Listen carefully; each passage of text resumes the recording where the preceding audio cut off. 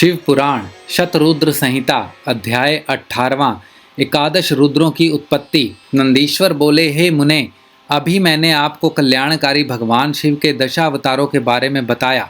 अब मैं उन्हीं शिव जी के 11 अवतारों के बारे में बताता हूँ। इन्हें सुनने से असत्य के दोषों से उत्पन्न होने वाली बाधा दूर हो जाती है। पूर्व समय में एक बार देवराज इंद्र अपनी नगरी अमरावती को छोड़कर चले गए। यह देखकर उनके पिता कश्यप ऋषि को बहुत दुख पहुंचा। मुनि कश्यप भगवान शिव के परम भक्त थे। उन्होंने इंद्र को बहुत समझाया और स्वयं काशी नगरी आ गए।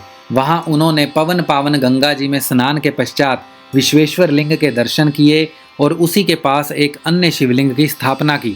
उस लिंग की स्थापना कश्यप मुनि ने देवताओं के हितों के लिए की थी।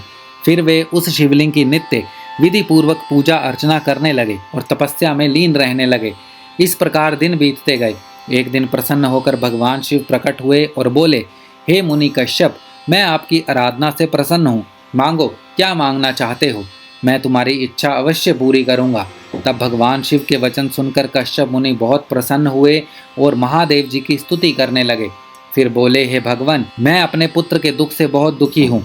आप मेरे पुत्र का दुख दूर कीजिए। आप मेरे घर में मेरे पुत्र के रूप में उत्पन्न होकर मुझे सुख प्रदान कीजिए। कश्यप मुनि के वर को सुनकर शिवजी ने तथास्तु कहा और वहाँ से अंतर्ध्यान हो गए। तब कश्यप मुनि भी प्रसन्नतापूर्वक अपने घर वापस आ गए। उन्होंने सब देवताओं को अपने वरदान के बारे में बताया, जिसे जानकर सब देवता प्रसन्न हुए। भगवान शिव अपने द्वारा दिए गए वरदान के फलस्वरूप कश्यप मुनि के यहाँ उनके पुत्र के रूप में जन्मे।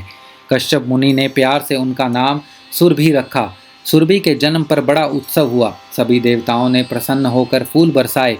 अप्सराएं नृत्य करने लगी तथा चारों दिशाओं में मंगल ध्वनि गूंजने लगी। देवताओं ने कश्यप मुनि को बहुत बहुत बधाई दी। तत्पश्चात सुरभि के बड़े होने पर उनसे कपाली, पिंगल, भीम विरूपाक्ष, विलोहित, शास्ता, अजपाद, अपिर्भर्द्यु, शंभु, चंड तथा भव नामक 11 रुद्रों ने जन्म लिया। इन 11 रुद्रों ने देवताओं की रक्षा करने तथा उनके हित करने हेतु अनेकों असुरों का वध किया। फिर उन्होंने दैत्यों द्वारा अधिकृत किया स्वर्ग का राज्य वापस ले लिया और उस पर फिर से देवराज इंद्र का राज्य हो गया। ये 11 रुद्र आज भी देवताओं की रक्षा करने के लिए स्वर्ग में विराजमान रहते हैं। शतरुद्र संहिता अध्याय 18वां समाप्त।